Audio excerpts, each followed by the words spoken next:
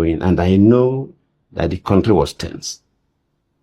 I know, maybe because of the statements made by Buhari himself when he said both the baboon and the dog will be soaked in blood. So young people were kind of mobilized to the level of frenzy to cause maximum violence if people don't get what they want. People were announcing, okay. Hello and what's up, guys? In this video, former President Goodluck Jonathan has finally broken his silence, and what he just revealed may explain why Nigeria has never recovered from 2015. Jonathan hinted that foreign forces were deeply involved in the election. According to him, just before the polls, Muslim northern governors were secretly flown to the United States for private meetings, while Southern and Christian leaders were left out. He described it as a level of foreign interest he had never seen before. But here is the real shocker.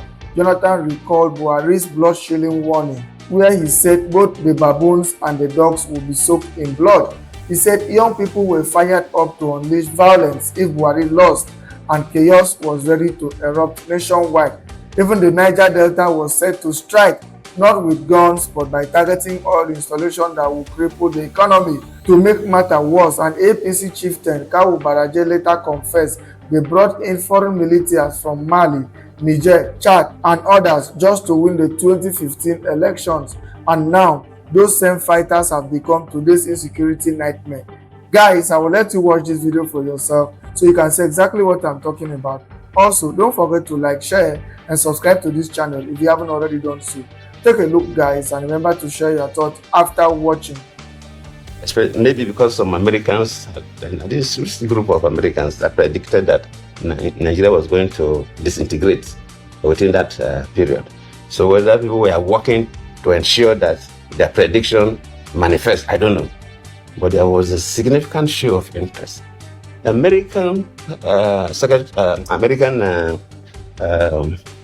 Secretary of State don't visit country at the eve of elections traditionally because they want to keep away. Even if they're interested, they don't want to be seen as directly manipulating the electoral process.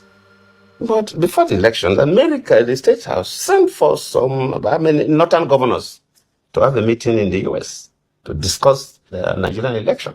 And of course, Nigerian election, they have North and South divide, Christian-Muslim divide. They invited the northern governors that are Muslims. The Christians were not invited to the US. And the Secretary of State came directly to the country to have various meetings. I don't see as a president of Nigeria for me to engage with America for a fight. So it's not going to be necessary. It will affect my citizens and so on. So, but we saw the significant external interest, and you saw what was happening in the country. I didn't want to go further than this. Maybe when I publish my biography, I'll go into more than this. There are certain things that were happening. So, of course, you will know the results long time before it will be announced, even before it will be brought to the center for that. You already know. And that is why these days, you see, even the last election in Ghana, the vice president congratulated Mahama, even before, because you know their results and so on. So you knew where they were going, and I know that the country was tense. I know, maybe because of the statements made by Buhari himself when he said both the baboon and the dog will be soaked in blood. So young people were kind of mobilized to the level of frenzy to cause maximum violence if people don't get what they want. People were announcing, okay, they will run a parallel government and so on. But those doesn't bother me. But since I was the president of the country, and I also know that even in the Niger Delta, people were also ready to fight back, even though there are not many. But I know they could cause maximum damage, because if the Niger Delta people are going to fight, instead of fight, they will not fight human beings, they will fight oil installations. And it will cause maximum damage to the country, which I don't think it was. So from within that period, a lot of things were going through my head. The brain process so many things per second. And until you are into that kind of a situation, then you know how many things get through your brain every second. And I reflected back. As a president, I work with a very strong economic team. People like Ngozi, who was the finance minister and the coordinating minister of the economy, Aganga, who was the trade and investment minister, the Dr. Who was doing very well in agriculture. So we have done very well. We encourage people to come and invest in the country. And Nigeria was the number one country for foreign direct investment in Africa then. And our economy was. So when I have encouraged people, in most cases, when Aganga make arrangements, when we travel, I used to address the investors before I hand over to him. So my face was seen as the face driving the economy of the country. And I looked through that. If we have maximum crisis, all these people that have encouraged to come and invest in Nigeria, they will lose their money and so on. Besides the fact that people will die.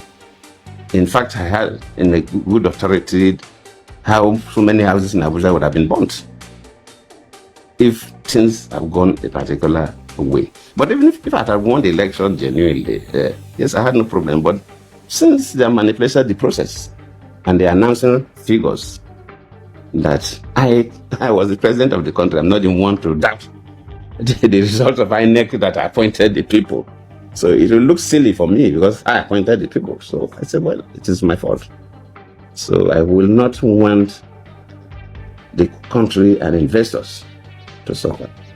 So the best thing to do was for me to announce the result, not to allow INEC to announce the result. Because if I allow INEC to announce the result, the over jubilation, it could do havoc to some parts. So while waiting, I announced the results. That was why I made that phone call. It was to announce the result, even though they were still collating. But I said, let me announce it. And I remember that day in the sitting room, I was there. I know Minister Ngozi was there. Some ministers were there. Some of my aides were there. People were talking. The way things are going, the different options. But I was just listening because as the head of state then, I was more interested in the security of the country. I was not too much interested about the fate of Jonathan after the election. That was it didn't bother me that much. But how will Nigeria still be peaceful until the next government take over? So I didn't participate in the conversation that much. But people were saying different things. People were saying different things, but I was listening. Then at the time, I just left them. Then I just moved into my study, which is open to the other part of the city room. I didn't tell anybody. I just stood up one day. Then I called Buhari. So when I came back, they were still talking. Then I said, gentlemen and young ladies, look, it's over. I've congratulated Buhari. Wow. They just say, have you congratulated? I said, yes. So the talking should end. So one of my ministers then was there, Chidoka Rosita. He was the Minister of Aviation then. And I said, okay, you've congratulated Buhari. I said, yes. So, okay, can I tweet it? I said, okay, go on. And so he was the person who tweeted it. So immediately he tweeted it, it went viral. Then, of course, so I announced the result. That it was better for me that I took the responsibility of announcing the result to make sure that nobody should do excessive celebration. So that's what happened, my young lady. Because you see, it's so easy for President Muhammadu Buhari to say what he said about Goodluck Jonathan. But can he do the same? One man said, the blood of Nigeria is not worth my ambition. Another man said, blood of baboon will flow. We have not forgotten. Dr. Abati, President Buhari was the same man that threatened to take you to court for libel because you spoke the truth in your newspaper article by saying that most of his slogans leading up to the elections were the things that incited mammoth violence after the 2011 election. You did not lie, Dr. Abati. You did not lie in that article. You spoke the truth, but President Muhammadu Buhari thought otherwise, and he threatened you with a libel case then. We all remember how that letter was drafted by your own dear Yinka Odumaki of blessed memory. We all remember. We remember. You see, in this country, there are so many things we just choose to forget. It's not because we've forgotten, but because we want things to lie. So President Muhammadu Buhari is saying that about Goodluck Jonathan. But when he was faced with that situation of election loss, we know what he did. We know the things he said, and we will not forget. Because now we are preaching unity. You see, the bone of contention as regards this election, a lot of people are getting it twisted. It's just that, how can I explain it? Let me explain it in a very simple term. It's just that what we ordered from INEC is not what we got. Abiayo. That's just it. INEC said they were going to transmit results. We didn't see transmission of results. You know when you buy things on social media, what you ordered is different from what you got. What Nigerians ordered from INEC is not what they got. And people have a right. Till today, maybe INEC will say it in the court too. They've not been able to tell us what constitutes the technical glitch that didn't make them transmit results. But they were the ones that said they were going to transmit results. So you don't expect people not to speak up in the case of injustice. And when President Muhammadu Buhari said it is un-Nigerian what Goodluck Jonathan did, no, President Muhammadu Buhari should not insult Nigerians. It is Nigerian what he did.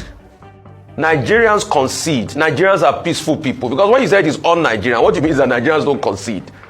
Goodluck Jonathan saw that, okay, he had lost and he wanted to move on and he conceded. So if you cannot do something and somebody else do it and he says un-Nigerian, no, speak for yourself. Don't speak for all of us. It is also Nigerian to be able to challenge election results like people are doing in courts. And what these people have constantly said is, it is challenging the process. So for me, I think what is un-Nigerian is the fact that the court will rule today as regards should they even televise the proceedings live of the election. Why should we even have to take a matter to court? Why should INEC be saying they should not even transmit it in the first place, when Nigerians should be able to see what truly happened? So I think those are the things that are un-Nigerian. I think the thing that are un-Nigerian about us is what has happened in the last 8 years, that there were so many promises made, but nothing was achieved. As of today, dollar is 760. When they came in 2015, dollar was less than 200. I think that is un-Nigerian. I think the fact that the Siemens deal that was promised that by now should be giving us some thousands of megawatts have not been done, although they made a statement recently. They said, the materials have been imported into the country just for them to deploy. But the question is, have they met the timeline? I think that's what is un-Nigerian. I think debt is un-Nigerian. The fact that we have humongous debt, 7 billion was the debt when they came in, now it's over 41 billion. I think those are the things that are un-Nigerian. I think the high unemployment rate is what is un-Nigerian. Because Nigeria is not known to have this level of abysmal performance in government. Nigeria is known for a country of excellence. And that's why the new president coming in, Bola Ahmed Tinubu, should know that Nigeria needs to be returned to the excellent height of achievements. If he does well, I will be the first to blow his trumpet and support him. And if Bola Tinubu does not do well, I will offer him citizen criticism because I want him to do well. It's nothing personal. I don't make any bones about any politician. All I care about is my country doing well. And I think when our country does not do well, when there's insurgency and banditry everywhere, when people are being killed, 100 people are being killed in less than 48 hours in this country, in ethnic strife, I think those are the things that are un-Nigerian. I think the fighting and the chaos and the insecurity everywhere is un-Nigerian. And we as Nigerians must speak against all the things that are un-Nigerian and bring about the true value of Nigeria, with its excellence, integrity, productivity, good governance, and good leadership. Now let's run a quick comparison between the administration of Goodluck Jonathan versus the administration of Buhari. Now let's start with GDP growth. Under Jonathan, 2010 to 2015, Nigeria's economy grew steadily with an average GDP growth rate of 6.2%. Under Buhari, 2015 to 2023, growth rate went down, averaging 1.9% with two recessions in 2016 and in 2020. Now let's talk about inflation and naira devaluation. Inflation was below 9% during Jonathan's tenure, but skyrocketed to over 33% under Buhari, eroding purchasing power. The naira fell from 197 naira to a dollar in 2015 to 750 naira to a dollar in 2023, drastically increasing the cost of living. Now let's talk about unemployment and poverty. Jonathan left office with unemployment rate at 8%, while under Buhari, it soared to over 33%. More than 133 million Nigerians fell into multidimensional poverty due to failed economic policies. Now let's talk about foreign investment and debt. Foreign direct investment (FDI) was more promising under Jonathan, with Nigeria attracting $8 billion annually. Under Buhari, FDI dropped to below $2 billion, while national debt rose from 12 trillion naira in 2015 to 77 trillion naira in 2023. Now, we didn't even talk about your cost of rice, cost of transportation. We try to use the bigger terms to explain the situation of the country. So with what I have compared right now and what you could feel from the Buhari administration compared to what you felt during Jonathan's administration, what is going to be your verdict? The constitution of Nigeria is very clear. Following the loss to Goodluck Jonathan in the 2011 polls, Buhari and his loyalists turned their attention to the job of opposition. They were ready not only to frustrate the government, but to make life difficult for Jonathan and his team. This was when political propaganda became mainstream. There were name-calling, wild accusations thrown around, and lots of despicable things not expected from adults. But what can I say? Politics makes some elders in Nigeria act like untrained children. Much of the action started in January 2012. Part of an effort to transform the economy and guarantee prosperity for all Nigerians. Government a few days ago announced further deregulation of the downstream petroleum sector. The immediate effect of this has been the removal of the subsidy. It started in the early hours of Monday, January 2nd, 2012. The federal government of Nigeria, led by President Goodluck Jonathan, on Sunday 1st of January 2012, announced the removal of fuel subsidy, effective immediately. This move adjusted the fuel pump price from 65 naira per litre to 141 naira per litre. This was met with resistance, the kind not seen in modern history. Protesters shut down petrol stations and formed human barriers along motorways. Nigeria's Labour Congress announced an indefinite strike and mass demonstrations. Amid all this chaos, one man was smiling and taking it pretty well. The protests were going global. Nigerians all over the world were joining in. They thought they were uniting behind something good. However, the Occupy Nigerian protest was all an effort to fight the government of Goodluck Jonathan. One of the leaders of the opposition party that championed that protest in 2012 would go on to famously declare that the fight is gone. Just a few years later. It was now from one crisis to another for Jonathan at this point. And Buhari was there every step of the way to rub it in. The feud between the two men almost led to blows in May of that year. On the 15th of May 2012, Buhari said, "Jonathan plans to arrest me." End of quote. This statement was in reaction to the government of Jonathan calling Buhari a serial loser and a bloodthirsty politician who was in the habit of inciting his supporters to violence. Buhari had, in other statements, referred to the Nigerian government led by President Goodluck Jonathan as more deadly than the extremist Boko Haram. Not only was Buhari getting on Goodluck Jonathan's nerves, he was also making remarks considered inciting yet again, all while Boko Haram kept hammering Nigerians with bombs after bomb. As all this was happening, another man who had been building his own political machinery would soon enter the scene, and he got into the ring backing the right horse just at the right time.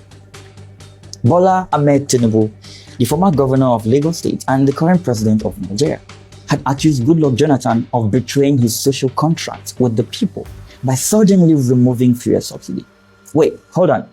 Tinubu, is that you? The fight is gone. As Goodluck Jonathan continued to fail in every attempt to save his presidency, an alliance was building somewhere. Since leaving the Lagos State government house in 2007, Bola Ahmed Tinubu had been consolidating his powers, building political bridges for a possible assault on the presidency. Buhari must have noticed the political will of Bola Ahmed Tinubu and realized that for him to achieve his lifetime ambition, he needed to align with someone like that, someone who could do just whatever was necessary to win. In February 2013, seeing the plight of Goodluck Jonathan's administration and how unpopular it was becoming among Nigerians, Nigeria's three largest opposition parties merged to form the All Progressive Congress. One of those parties was Buhari's CPC, which decided to collapse its structure into Tinubu's Action Congress of Nigeria, as well as the All Nigeria People's Party. The successful formation of the APC would spell doom for Jonathan and the ruling party. In November 2013, 5 governors from the governing PDP defected to the APC, and nearly 50 federal lawmakers also jumped ship. The ruling People's Democratic Party was now a sinking ship, but the worst was still to come. With the opposition winning the perception war, Jonathan's fate was hanging in the balance. He was fighting on all fronts and managing to lose all at the same time. Nigeria was slipping into crisis by the day, and the body language from the president was that he was powerless to halt the rot. Questions were now being asked. Why is the Nigerian military struggling against some ragtag Islamist fighters who are not even trained warriors? Nigerians would later learn that a more powerful force may be frustrating the efforts of the Nigerian government. In late 2011, as Boko Haram terrorists continued to attack Nigerians on an almost daily basis in northern Nigeria, the United States government was busy debating over whether or not the radicals should be labeled as a foreign terrorist organization. Some in the United States government were more concerned about the poverty in the northern region of Nigeria, and they believed Boko Haram was a small movement voicing the anger of the people against the government. One of the people with that school of thought was Hillary Clinton. In March 2016, a US Senator Chuck Grassley revealed that while serving as Secretary of State, Hillary Clinton and the State Department ignored calls from the Justice Department, the Federal Bureau of Investigation, popularly known as the FBI, and several members of Congress to designate Boko Haram as a foreign terrorist organization. But it was worse. According to a security source, President Goodluck Jonathan's administration wrote 25 letters to the United States of America and other Western nations seeking to acquire modern weapons to deal decisively with the terrorists. However, they all refused to help. The source also revealed that the Nigerian government was not even begging to be given these weapons as gifts. They were ready to pay for them, but for whatever reason, the West refused to sell these weapons to them. But in the news, they kept promising and saying they were helping with the war. Well, we will never know why Obama and his government refused to help Nigeria in its time of need. We will never know what transpired behind the scenes in those tough moments when bombs were going off in places of worship, in schools, and in marketplace. But something we will never forget is that there were consequences. In 2014, over 200 girls preparing for their final year exams in a school in the northeastern community of Chibok were kidnapped and driven into the forest. The story quickly became a hot topic, even for international media. Shekau finally got all the screen time he ever wanted. Every news media was speculating one thing or the other. It was an unprecedented attack, and it got unprecedented coverage. And then the propaganda followed. Some news media reported that the Nigerian government had rejected the British offer to help rescue the kidnapped girls. Some accused the government of complicity. Some accused Jonathan of not caring about the girls. Some news outlets even said the government called the kidnapping a lie. But instead of addressing Nigerians and facing the problem head-on, Goodluck Jonathan only gave assurances. He also blamed the United States government for not doing enough to help his government in the fight against the insurgents. In his words, Obama clearly wanted me out of office. End of quote. But were those claims true?